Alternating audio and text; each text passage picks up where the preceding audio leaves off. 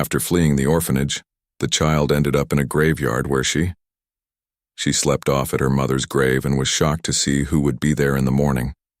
The air smelt like moist earth, disturbed only by the distant buzz of passing automobiles and the rustle of leaves in the breeze.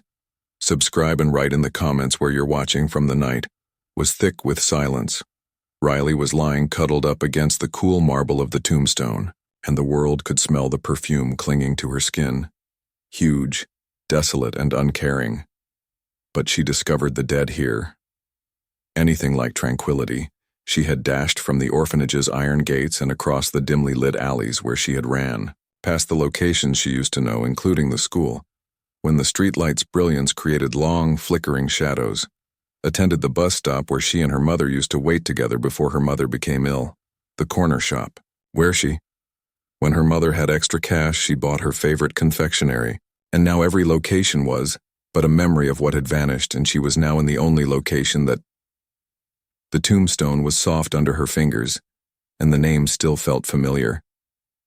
Angela Carter, her mother, is immortalized as the only person on the planet who Riley stroked the letters with the tip of her finger as if she had always loved her, if doing so will allow her to briefly relive the last time she saw her mother. Her eyes were weary, and her dark brown complexion was pale, but she was too weak to speak. Riley had grasped her hand, pushing her little fingers into the warm, rough flesh, but it hadn't been enough for her to cling on as hard as she could. Riley's mother had passed away, leaving him at the mercy of a system that didn't. From the day she came, the orphanage had been a nightmare. She wasn't the older children, who had spent the most time there, had taken one look at. They taunted her, called her derogatory names, and made fun of the manner they muttered as they described how her hair was too tightly coiled against her head. The little things she had left were stolen from her in the dark, and the grown-ups weren't any better. The staff gazed at her wearily, seeing that she wasn't a child but just. She attempted to conceal her loneliness, but they ignored the injuries, which was additional strain. Something weighed heavily on her chest, and they talked icily about her future. They spoke in aloof tones as though she wasn't present in the room when they indicated she would be transported shortly to a different location, another facility, another location that would swallow her whole. She had to run the night because she couldn't allow it to happen. Allie glided through the openings, concealing her little figure in the shadows.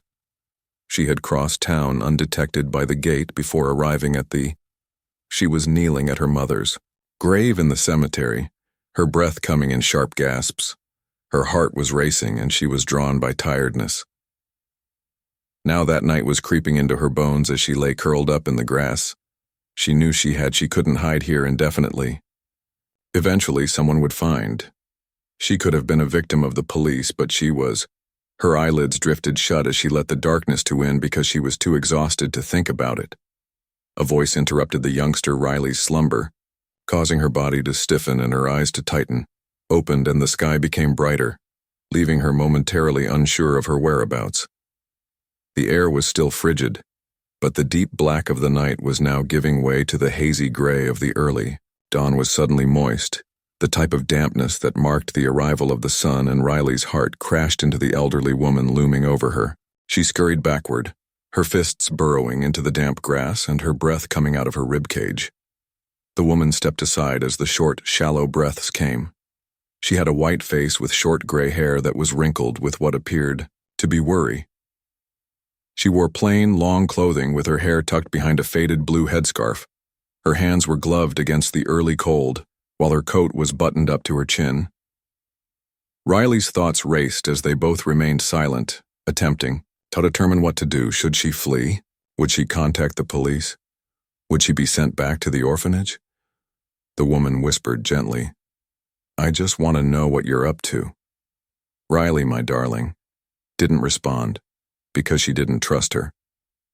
As she looked down at the grave Riley had been sleeping against, the woman's side, her face was soft as she turned to face her again. "This is your mama." Riley wanted to order the woman to go, but she swallowed hard and tightened her throat. She tried to get away but was unable to do so. The woman didn't push her. Just sat down cautiously, as if she were trying to avoid frightening a dangerous animal. Well, I'm Mary Lou, and she mentioned that I was simply there to visit my husband. I have been coming here every week for the past 10 years and have never seen you before, she said, nodding toward a headstone a few rows away. Riley remained quiet, but Mary L. groaned and rubbed her hands together as though she was trying to, "Riley, you must be freezing since it's too chilly to stay outside all night." With her lips pursed, she was at a loss for words and simply wanted to be left alone. But Mary Lou didn't go. She didn't demand explanations or ask questions. She simply sat there staring in the wet grass.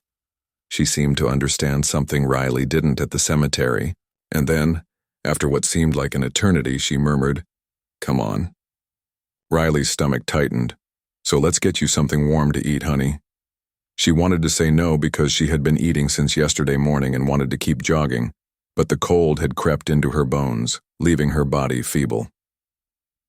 Mary Lou wasn't staring at her as the others did since she was tired. For the first time in a long time, Riley was staring at her as if she were a problem, paused, and then nodded Riley before she could decide otherwise.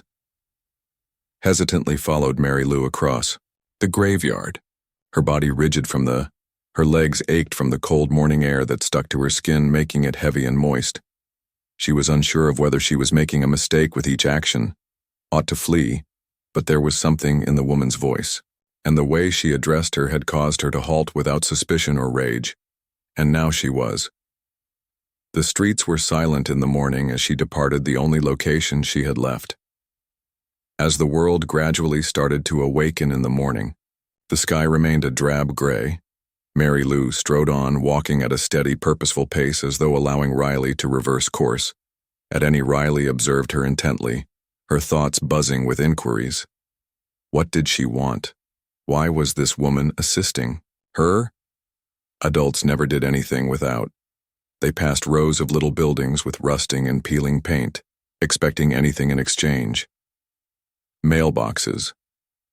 The neighborhood seemed ancient, like if time had become a permanent fixture. It refused to move. The air had a faint wood smoke and damp pavement odor. With each step, Riley's already worn sneakers banged against the crumbling sidewalk. Step. She felt vulnerable in this public setting, and a fresh terror began to consume her. Home Mary Lou lived in a modest one-story house at the end of the street The yard was tidy but empty, with a decaying porch and faded blue shutters. The home seemed ancient, yet the lawn was short and dead throughout the winter. Riley halted at the stairs, leaving Liv in but refusing to greet her. She had been in enough locations to feel her fingers tighten around the sleeves of her jacket. Mary Lou pulled open the main door, understanding that a house did not automatically equate to safety. Door and entered, leaving it open, without looking back to check if Riley followed the corridor, which had a familiar warm scent. Yet the home was silent, and the coffee was either far away or made of old wood, dense with stillness. It was only a short winding passage that led to a little. Riley gingerly entered the kitchen, where the furnishings was clean but aged. Looking over every aspect, she was prepared to dash if necessary. "And you could sit if y'all put on some tea," Mary L. remarked, placing her purse on the table. Riley stayed put since she wasn't sure whether she should because the kitchen was little. A stove that appeared to be older than anything she had ever seen, a wooden table with 2 chairs, and a counter covered with pottery. Containers, everything in the home seemed to belong to someone else. Mary Lou gradually filled a kettle and placed it on the instead. She pressed for answers but didn't ask questions, something Riley wasn't used to. Since her mother's passing, every adult she had encountered had desired something from her admissions and explanations. Compliance. But Mary Lou continued to operate as usual, murmuring quietly underneath her. Riley's gut twisted with want as he inhaled the warm scent, making fun of the fact that she hadn't eaten since yesterday. But she wouldn't admit it. Any request for food was an admission of weakness. Mary L. took a dish out of the cabinet and placed it on the table, meaning that she owed something. A couple slices of bread, some butter, and a tiny container of honey on a silent table. Riley thought it was a feast, even though it wasn't much.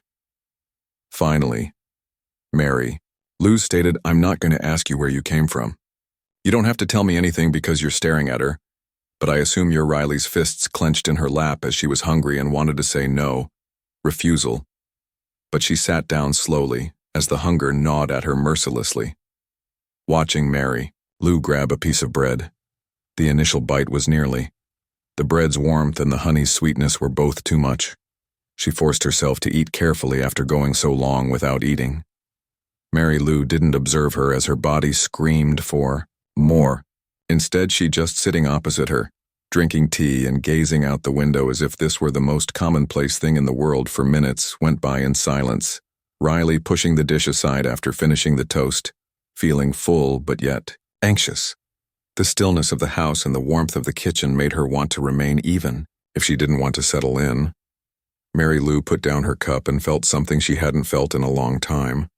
Riley didn't respond. Instead, she glanced down at the silent clink. "You got anywhere to go?" Marielle moaned as she traced the scratches in the wood with her fingertips on the table. As Riley's chest constricted, I assumed she already understood and wanted to tell her not to feel sorry for her. Mary wanted to tell her that she didn't need assistance, but she couldn't find the right words. Lou remarked, "You can stay here for a little while," leaning back in her chair. Riley's eyes jerked up as we figured something out, and the term felt strange. No one has ever given her a place to stay without these restrictions. She moved back her chair because her heart was thumping in her chest. Marielle didn't stop her. She simply nodded all around. "I should get up and depart. If you decide to alter your mind, the doors will open." Riley paused and her body shouted at her. She had made it this far by not trusting anyone and by keeping her distance in order to flee. However, she looked at the streets and wondered where she would return to the cemetery.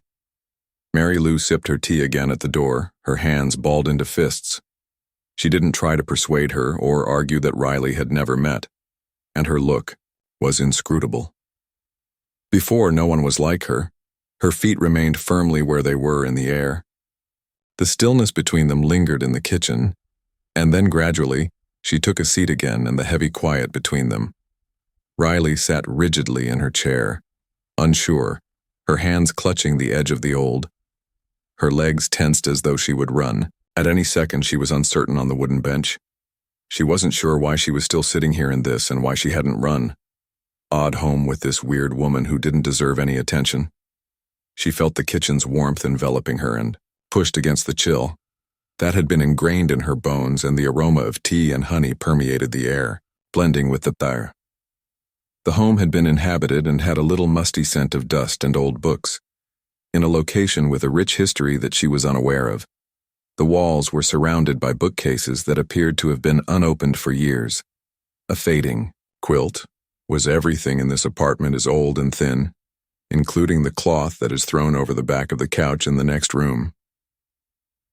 Mary Lou sipped her tea and left, feeling as though it belonged to someone else and she didn't belong here. The cup down with a gentle clink. "You appear to be in need of some," she whispered. "Relax," observing Riley with the same composed patience that she had displayed since Riley's body ached from tiredness in the graveyard. But she shook her head, didn't trust sleep since it meant she was letting her guard down, meant discovering that everything had altered once more when you woke up. Mary Lou didn't dispute. She just nodded as though she understood. And rather than pressuring her, she got up and went to the sink to rinse out her cup and placing it on the counter. Everything was as usual. Oddly, nobody had ever treated her this way before, not even the staff at the... There was no sympathy for Mary in the orphanage or among those who saw her on the street. Elle's expression was calm, without any forced goodwill that seemed like a duty. Realizing that the minutes stretched into something like pleasant, and Riley detested that. She didn't want to feel safe, yet it gave her a sense of security.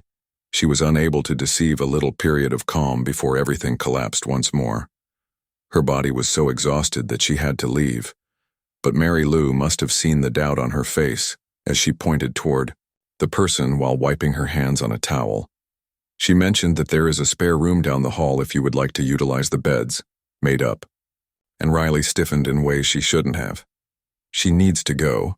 But the idea of going back outdoors and dealing with the cold, hunger, and deserted streets caused her chest to constrict, and she paused for a little while before Mary Lou pushed.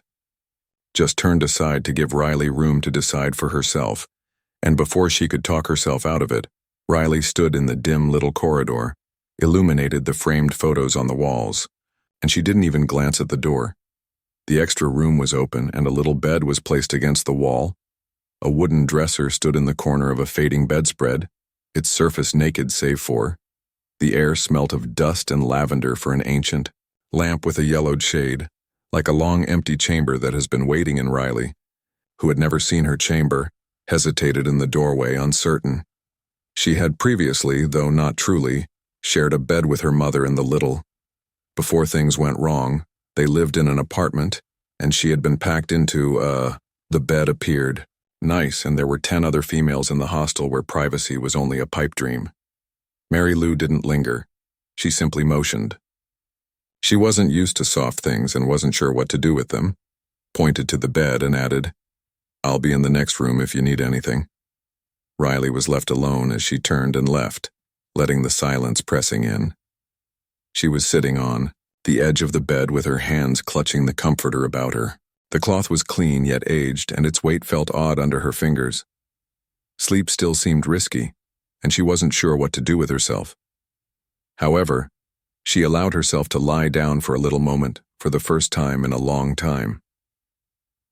She took a minute to rest her eyes, and she was unaware that she had fallen asleep. She was awakened by the sound of conversations, and the faint mumbling coming from the kitchen was now darker. The room was softly shadowed, and the quilt's edges were still. For a brief minute, she clenched her hands in a panic, thinking she had slept too long.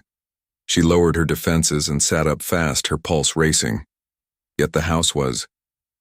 There were still no dangers here. No unexpected dangers for her. In the Riley heard Mary Lou's voice, talking to someone on the phone in the darkness. I discovered her at the door, creeping nearer it and putting her ear against the wood. I know Peter. But I heard Mary Lou mention at the graveyard that she was freezing a pause. Couldn't just leave her there for another moment since she doesn't want to return. And based on her statements, I don't hold Riley responsible for her stomach being twisted. Knew what this was and what the police and social services would do next. When someone tried to take her back, she tightened her fists and refused to leave. She swiftly turned around and looked around the room for a way out. But the window was the only exit was the door, which was a little too high. But she had to go right away. No, I haven't phoned them yet, she said before she could continue the discussion. Riley was the first person I wanted to speak with after Mary Lou mentioned her voice was calm and steady. Peter froze with a heavy sigh, saying, "She's just a kid."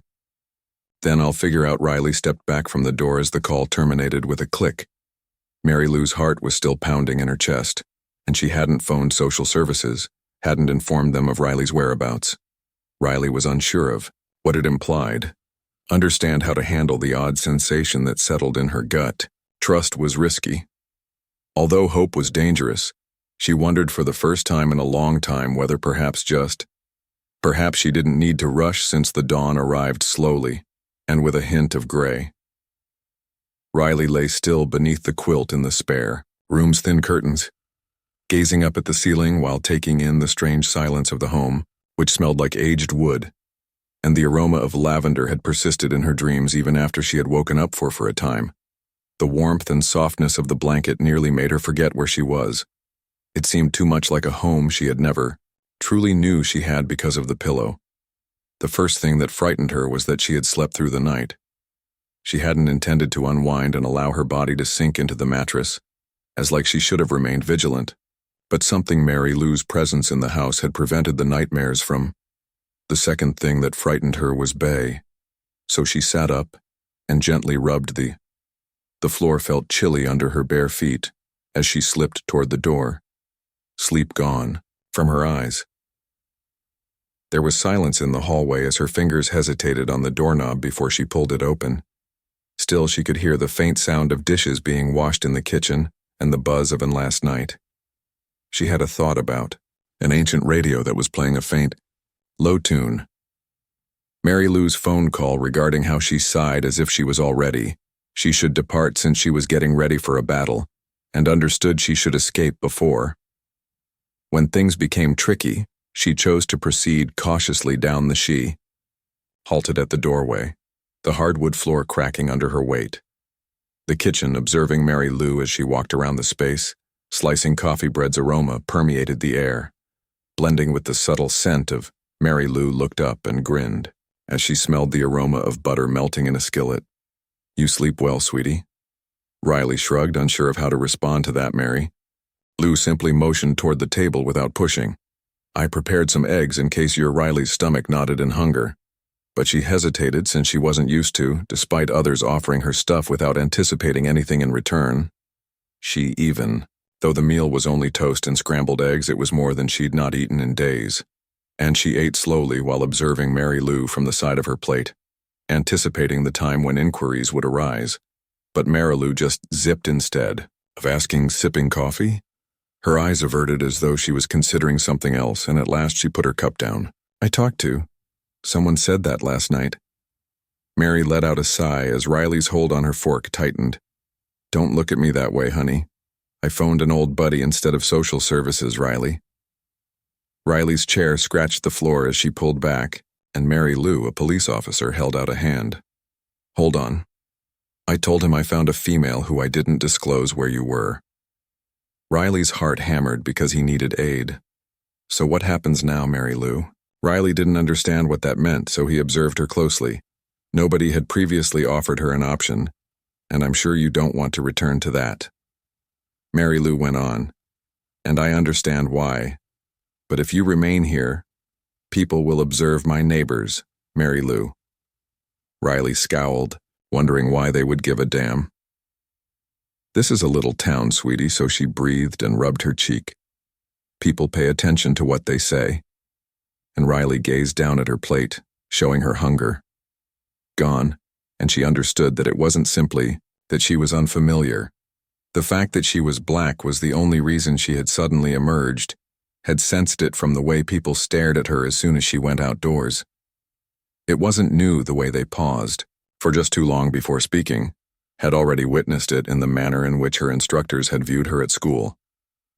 Mary Lou must have noticed her mother's expression as the store employees observed her as she moved through the aisles. On her face, because she let out another, quieter sigh. "And you're not mistaken." Riley's fingers clenched into fists as she acknowledged that some of them wouldn't like it. Mary Lou moved closer and spoke softly beneath the table. "But it doesn't." Riley blinked, but nobody had ever stated, "Mean we let them decide what happens to you." Moments before the moment was interrupted by the sound of an automobile approaching from outside. Mary Lou scowled and pushed her chair back as she approached Riley's window. Every muscle in her body clenched, and Mary Lou muttered a curse. Oh no.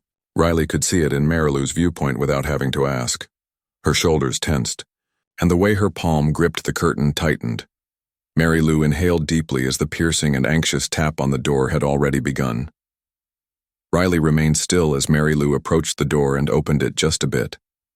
Linda Mary L. uttered her voice. In the morning, broad enough to see who was on the other side. Steady, Riley heard the woman's voice being strained, but she was unable to see her face. "Mary Lou, I'm sorry to trouble you." But Mary Lou didn't respond, so I couldn't help but notice you had company. Linda paused. "But it's okay. People are speaking." I noticed that Riley's stomach is twisted. "What precisely are they?" Mary L.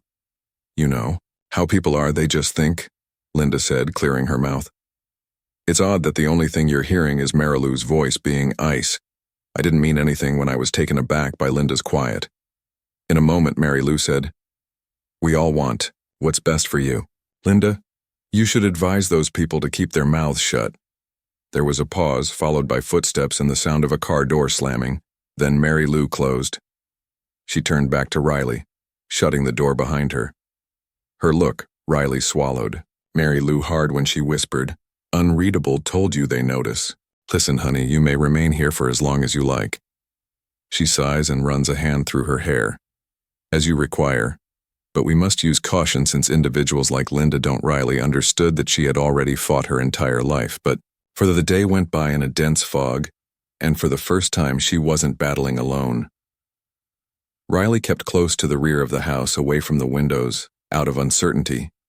She could hear it coming from the front door, far from the outer world that already seemed to be closing in on her. The sound of a chair scraping the kitchen floor and Mary Lou moving around the creak of planks. After speaking with Linda, the elderly woman didn't say much, because she didn't. Have Riley understood that it indicated that people were. She wasn't sent away for observing Mary Lou. She wasn't told to get ready and go look for somewhere else to hide. But Riley could sense the significance of the words that were not said. It was risky for her to be here, dangling between them. Not only because she was a fugitive, not just because. She may be reported to the police and put to returning to that terrible location was risky, due to her identity. Since Riley could see that Mary Lou was different from the residents of this place where she was, that perhaps, long ago when her skin was younger, she had been. When she took up her coffee cup, her hands did not shake, but she had changed into a woman who had learnt to see. A lady who wasn't scared to fight was rejected by others, but even fighters had boundaries. After midday, in the spare room, Riley sat on the edge of the bed with her legs pulled up to her chest as Mary Lou made another phone call. I need to know what we can do. Therefore, I'm listening to her voice whispering softly through the tiny walls. Yes, I know what Peter, the law says, but I know what's right.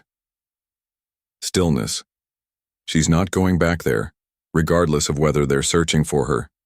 This time, there will be a longer silence until we discover another direction. Riley gazed at her, fingers curled into her palms, and she detested Mary Lou's presence. Not because she didn't want to be defended, but rather because she understood how these things operated and why the world didn't allow her to succeed. Long, Mary Lou waited at the doorway with her look when she eventually hung up. Riley only nodded. Unreadable, we need to figure something out. Realized time was running short, but Mary Lou didn't say anything. She took out and Riley observed from the doorway as she flipped through an old book of phone numbers, seemingly looking for something she had forgotten. Mary Lou is a lady I know, so I'm silently cautious. Stated that she used to be a lawyer and now does some work with. Riley paused before speaking, choosing her words carefully. Children in circumstances similar to yours. Swallowed hard. She had heard the term and might be able to aid again, before being murmured by exhausted social workers and instructors who hardly knew her identity. They always claimed to want to assist, but they never did. And she still didn't. Riley listened to Mary Lou's voice as she presented the argument. The woman on the other end was calm but insistent as she inquired about her age and where she had came from. Did anybody know where she was? Nothing seems to have been released official yet, Mary L. stated, but Riley's tummy will eventually twist. Mary Lou gave her a weary expression when the call ended, and she wanted to meet. Riley's heartbeat accelerated, allowing you to observe what may be completed. Riley let out a harsh sigh. She didn't enjoy this or the thought of being viewed as entering the spotlight after having spent so much time attempting to go. But what other option did she have? The following morning, they took a car to the city. Riley wasn't sure what to anticipate, since she had never been in a car with Mary Lou before. But it didn't. The elderly woman drive steadily and slowly, her eyes focused on the road ahead. She didn't interrupt the silence with banter or inquire whether Riley. She knew the metropolis was different from the tiny village they were in. Therefore, she was afraid. Had departed. It was noisier, louder, and crowded with individuals who didn't pause to. As she stared, Riley saw that she was getting smaller and closer to the door. Mary Lou stopped in front of a car with her fingers tied around the material of her trousers. The woman they were meeting was in a little office building that appeared to have existed for ages. Teresa Holloway, whose name was Teresa, was waiting inside. Riley's initial impression of her was that she was tall and had short-cut hair. She gazed at Riley as no one else did, her hair and glasses resting low on her nose. Someone else had in a long time, not out of sympathy or distrust, but with Riley didn't say anything after Mary Lou introduced herself. I want to assist you, Teresa said, sitting across from her and folding her hands on the tabletop. Riley turned away and muttered, I know you don't. Trust me. But Teresa went on. That's okay. I need to know what happened to Riley's throat, but you don't have to. Tightened Mary Lou first spoke on her behalf. Providing the specifics of Teresa listened to the manner she had been abused in the orphanage, and the reason she had run without. Interrupting, she turned to ask Riley whether she wanted to return there. Riley muttered to Teresa, and she nodded as if the words had shot a chill through her. She already knew. Therefore, we must ensure that doesn't occur in the next. Teresa's days were filled with meetings, paperwork, and phone calls. When she looked over the documents, she discovered that the orphanage had received complaints. She spoke with those who had worked there and other kids who had escaped. People who were aware of what actually transpired behind those shut doors while she was constructing a Kaseya battle. But such battles weren't simple, and the town wasn't finished with Mary Lou. But the first indication of trouble appeared when a note was slid beneath. Riley discovered the door in the middle of the night. But there was no name or return address, just a single sheet of paper with 6 words written on it, but keep it to yourself. Mary Lou, the businesswoman, took it to her in the morning and read it once. I thought they may do something, but she murmured, then crumpled it in her fist. Wasn't only letters.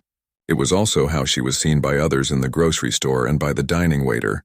Disregarded her request for coffee, comparable to how an automobile halted outside a house late one evening with its engine running for it took a bit too long, before Mary Lou was ultimately driven away, and it wasn't easy. However, Riley could tell because she went a little more slowly and checked the locks twice before. Riley was no longer the exclusive focus of this bed. It was a conflict, and they had no. The pressure tightened around them like an unseen grasp, leaving them with no other option except to win. That Riley and Mary Lou were unable to disregard the letter had been just. The Mary Lou started receiving phone calls in the days that followed. But no one answered. Before hanging up with a woman at the post office, he only heard the faraway sound of someone breathing on the other end. When Mary Lou handed over, a person she had known for years refused to look her in the eyes. Her letter, the town steps became more chilly, lingered as though she may give up and send Riley out to do what was anticipated of her. But Mary Lou refused to back down and made her position known with each. With each intentional look she gave to anyone who dared to criticize her, she walked one step down Main Street, and she never brought up the dangers to Riley directly. But Riley saw the way she examined the windows before shutting up at night caused tightness in her jaw.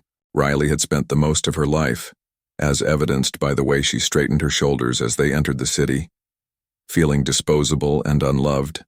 But Mary Lou wouldn't treat in this manner. The law continued to disregard her defiance, which the law was concerned about. Documentation, guidelines, and signatures were concerned with what was written. Teresa called late one evening to clarify what was wrong, her voice forceful yet steady, as she explained the matter clearly. Riley had not yet had a formal missing persons report made. The orphanage probably didn't want to highlight the news that another kid had escaped, but that would ultimately be discovered by someone that Riley hadn't simply, when they vanished into the streets, someone would inquire. And when social services arrived to look for her, Mary Lou listened silently and nodded. At times, Riley sat at the table opposite Teresa, as though Teresa could see her through the phone. She struggled not to touch the teacup with her hands wrapped around it. Listen, but the words fell over her like an inevitable thick blanket and suffocating. Teresa stated that there was only one way to formally declare this. Mary Lou already understood what it was, but it wasn't as easy as merely filing for guardianship. Completing a few documents, demonstrating her suitability to look after Riley. She was stable and had the resources to raise a child who wasn't her own child, meant demonstrating her worth to a system designed to harm children like Riley. Because the woman wasted no time in meeting Teresa at her workplace the next day, arranging the legal documents on her desk in a tidy stack and guiding Mary L. Riley sat silently next to her, taking in every necessity and potential obstacle, feeling as though she was a spectator in a conflict that was meant to be about her but was taking place completely outside of her. Teresa remarked, "Control, you have a few things on your side." She tapped a pen on The house is paid off, you have a stable salary, and you have no criminal history. That's all right. Mary Lou arched an eyebrow. What's wrong, Teresa? How old are you? I'm not dead yet, Mary Lou snorted. But the state will consider you a risk. She hesitated. Since you're retired, don't have a partner, and have never fostered before. Considering Riley, there will be pushback due of Riley's identity. Riley's gut is knotted because of where we are, and Mary Lou just let out a short breath. I need character, she said, as though she had expected nothing less. What can we do? Teresa, one of the witnesses, stated that those who can attest to your abilities claim you're capable of. Mary L. sneered. You mean people who are taking care of a child? Since these are the type of individuals Teresa didn't want, the state will pay attention. Riley argued that she could feel the pressure of it even here. Even with Mary Lou counted on Teresa to defend her because the rules were designed to work against them. Tell me what we need to do going ahead. The following several weeks went by quickly in terms of legal matters. Behind-the-scenes meetings, paperwork, and heated discussions, Teresa led them through each stage, submitting petitions and gathering correspondence from the local pastor, an old friend of Mary Lou, was one of the few individuals in town who was willing to back her case. A retired instructor endorsed a statement that Lou's late husband agreed to write. Peter, the policeman, even gave her character a statement stating that he had, I've known Mary Lou for years and knew she could provide Riley with a home. But that wasn't enough, for the Riley's hearing was not for the folks who thought he was a problem. Was scheduled for a Monday morning inside a courthouse that had a strong odor of disinfectant and old paper. Riley sat next to Mary Lou. She had been disregarded by grown-ups for the majority of her life, and her hands were curled into her lap with a steady yet rapid heartbeat. She was being observed as well as they made judgments regarding her. The judge, an elderly white guy with a deep furrow between his brows and weary eyes, listened intently as Teresa presented their case, occasionally nodding, but keeping his ideas to himself. The child services representative saw a woman with a clipboard, and then, with a distant attitude, he said that although Mary Lou appeared to be a decent, Riley would really be more comfortable in a more conventional setting. Riley's fists clenched tighter in the foster surroundings. Wanting to yell for Mary Lou too, she sat with her hands folded and her back straight without even flinching. When the judge eventually turned to face her, she was sitting patiently in her lap, said simply, acknowledging that she didn't have many sophisticated words, I don't have a gorgeous home with a white picket fence, and I have a college degree. But that daughter deserves it, and I understand what it's like to love a child. Preferable to being handled as though she were simply another case file that the judge has seen. Mary L. went on to say, I may not be her mother, but I'm willing to be the next. Riley's breath froze when she told me that she had never heard someone before mention things about her before. The courtroom was silent for a length of time. After examining the materials before him for a considerable amount of time, the judge groaned, looked at the child services worker, who stated that a decision would be made after reviewing the situation. Be made soon after the gavel hit the wood, and Riley was unaware that the hearing was concluded. Mary L. went to Teresa and said, What do you want to feel outside on the courthouse steps? I'm not sure, but I believe Teresa let out a breath. Riley glanced down, biting the inside of whatever they decide. Mary Lou placed a hand on her shoulder and touched her face. Riley genuinely wanted to believe her when she responded, I'm not giving up on you. But she had been disappointed all of her life and wasn't sure she could make it. Riley, the days after the hearing went by in a sluggish, intolerable limbo once more, felt torn between two worlds, one in which she would eventually own a house and one in which she would lose everything. But once more, the courthouse had only another reminder that outsiders had the ability to influence her life, and that it wasn't her own. Mary Lou refused to let her live where she belonged. On it too much, she continued, as like nothing had occurred, as though there was no she still prepared breakfast in spite of the choice looming over them like a thundercloud. Riley was still reprimanded for her knotted hair in the mornings. Riley left her shoes in the incorrect spot, which was odd given how typical everything seemed, had never experienced normal before, so she wasn't sure how to handle it. But the town remembered the chats in the grocery store ceased as looks grew into outright stairway chats. Riley sensed the wait every time she exited the home as Mary Lou passed by. Despite people's judgments, expectations, and dislikes, it adhered to her skin like a... Despite her best efforts, she was unable to remove the second layer of garments. Attempted, but the worst part happened one day while she was making her way home from the Mary Lou, the librarian, had trusted her to take the shortcut and allowed her leave alone. Across town and returned immediately. It was a minor detail, but Riley felt like freedom. She walked with her head down, attempting to ignore the individuals in her immediate vicinity, but she didn't miss the whispers. Who shouldn't be here? That woman is insane and will regret it since... The remarks cut right through her flesh. And icy. She clenched her jaw and made herself move more quickly than she could speak. Riley, who was louder than the others, froze and gently twisted her heart. 3 lads were hammering as they stood close to the hardware store's door. They attended the nearby high school, and she recognized them as being older than she was. The tallest one, a kid with light brown hair, was the one she would have visited if circumstances had been different.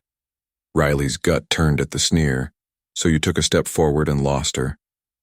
Riley's hands clenched into fists, and she understood how this worked, had witnessed it previously and experienced it too many times to list. It didn't matter that she was innocent or that all she wanted to do was return home. They wanted air response. She pushed herself to turn around and continue going, but they wouldn't let. The lad reacted more quickly than she anticipated, moving in as she said, "Hey, I'm talking to you." Before she could escape, she halted abruptly, her heart pounding in her ears. "What do you want?" she asked in a firm voice, and the lad grinned, but it was a cold smile as he inquired what Riley stiffened. "I think you're so unique that you believe you can just come to our community and steal everything you want." "Didn't take anything." His smile grew. "Mary Lou is a decent woman. The comment struck her more strongly than she had intended, and she doesn't deserve to be trapped with someone like you." The kid didn't move for a second after she swallowed past the lump in her throat. Riley, she thought about pushing past him and making a dash for it, but she knew they would pursue and follow her, and even if she managed to get away, they would remain here tomorrow and the following day. They weren't going to stop, so she responded with the only thing she could think of, laughing. Even if the boy's chuckle was hollow and sad, it was enough to make him question what's... He narrowed his brows and said, "That's hilarious." Riley angled her head, pushing herself to, "I've dealt with worse than you, so please don't look me in the eye." No matter what you think, she didn't give the youngster a chance to recover, as seen by the way his countenance changed. Responded, "I'm not going anywhere," and then she stepped around him before leaving. Didn't turn around, partly expecting them to follow and press her to take action. Worse. But they didn't. Perhaps they had anticipated her crying, anticipated that Riley Carter would cower. But upon arriving home, she didn't need to inform Mary Lou of what had transpired. Mary Lou took one people like that don't change, as seen by the elderly woman's sigh and hand over her eyes. "I know, Mary," she whispered, and Riley let out a breath. Lou looked at her for a while before nodding and gesturing toward. Riley hesitated as I baked peach cobbler in the kitchen, but gradually, 2 days after the judge's ruling, they were summoned. Back to the courthouse, returning to the chilly chamber where the judge had begun, looked down at them from his bench with the same mysterious face he had on before Riley prepared herself. For Mary Lou clasped her hand in the worst situation, and the judge cleared his throat. "I've read the case," he mentioned. "And although I acknowledge the issues raised, I acknowledge the evidence given on behalf of Miss Child Services as well. The court determines that Williams Riley had no justification for holding her breath. Take Riley Carter away from her current residence. Guardianship is Riley didn't move or breathe for a little period, but then Mary Lou's, she was suddenly not alone as her fingers clenched around hers. After the judge's ruling, the home no longer felt the same. Not because Mary Lou continued to prepare her daily coffee as if nothing had changed physically, how the air still smelled and the floorboards continued to groan in the same spots, of lavender and ancient books, but Riley's inward transformation had caused her long-held burden, her ongoing uncertainty, and the awareness that she was only one mistake away from. Even if losing everything had decreased, it wasn't gone. Completely. Perhaps it would never be. But for the first time in a long time, she finally. Something that seemed permanent but didn't necessarily indicate that everything was overnight. The town remembered those who had spoken behind Mary. The people who had conveyed their barely disguised warnings continued to gaze at Riley with the same. She wasn't bothered by the 3 lads who had accosted her outside the hardware shop again.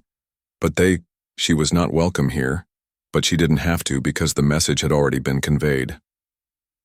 Riley remained when Mary Lou made it apparent that she would not be leaving, and she made peace into a life that felt alien at first but less so every morning.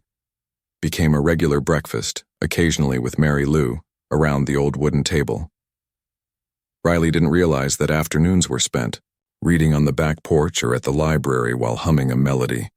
The little town silence pressed in around her, but it didn't suffocate her the way it used to in the nights.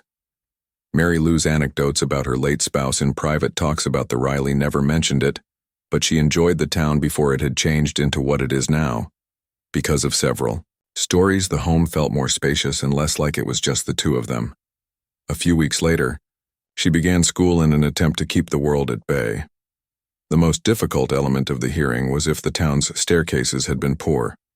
She was the only black kid in the majority of her courses at school, which made things worse. Riley could see it in the manner, despite the professor's attempts to pretend they were unaware. Their eyes darted to the other pupils who were waiting for some sort of explanation before they finally called on her. Response. While some children muttered and others ignored her.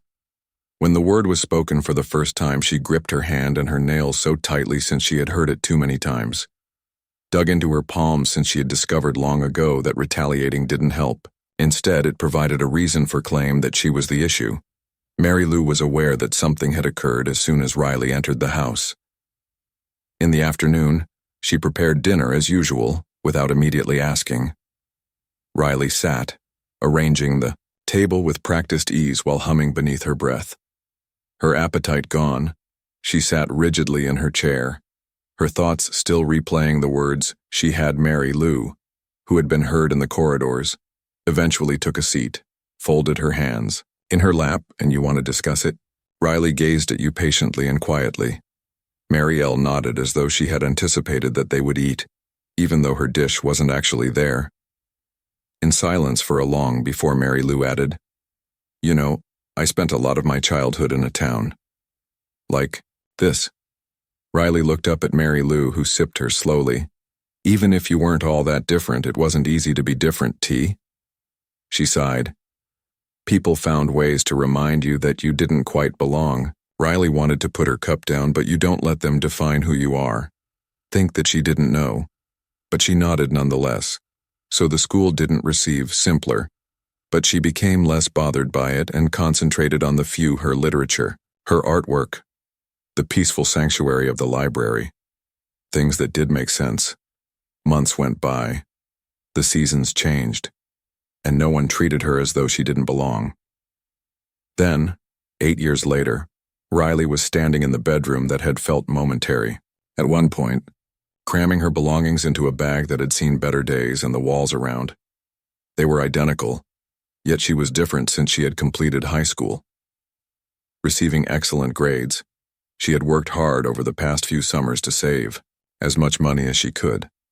The thought of her departing for college still seemed odd, unbelievable. She never thought she would go this far. But Mary Lou, if she had been standing at the doorway now, observing Riley in a calm manner. "I believe you have everything, Mary." Riley nodded and zipped up the suitcase. Lou moved closer and smoothed a wrinkle in Riley's shirt, just as she usually did when you were anxious, Riley. Mary Lou smiled. "Good means you care." After he hesitated and nodded. After a brief period of stillness, Mary Lou breathed, "I can never express how proud I am of you," Riley said as she gulped past a knot in her throat. Mary Lou gave a favorable nod, confirming that the journey to the city was lengthy, but not. Riley felt uneasy as she watched the landscape pass by, feeling the burden of Mary Lou had wanted her. But everything behind her was the life she had created in a town that had never truly desired her. And that was plenty. They drew up in front of the dormitory, and Riley felt, for the first time in a long time, she turned to Mary Lou, gently inhaling what could have been hope. "Going to be all right," she said, and Mary L. scoffed. "Please, I made it through raising you." Riley rolled her eyes and got out of the car. "Grabbed her, didn't I?" After a brief moment of hesitation, the suitcase turned back, and Mary Lou grinned and said, "Go." Riley nodded now, and she moved forward, anticipating her. But she never forgot the lady who had stood up for her, even though she forgot where she came from. Every year, regardless of how far she had come, when no one else would subscribe to the channel so you don't miss what's next. Watch more videos and share this one with others.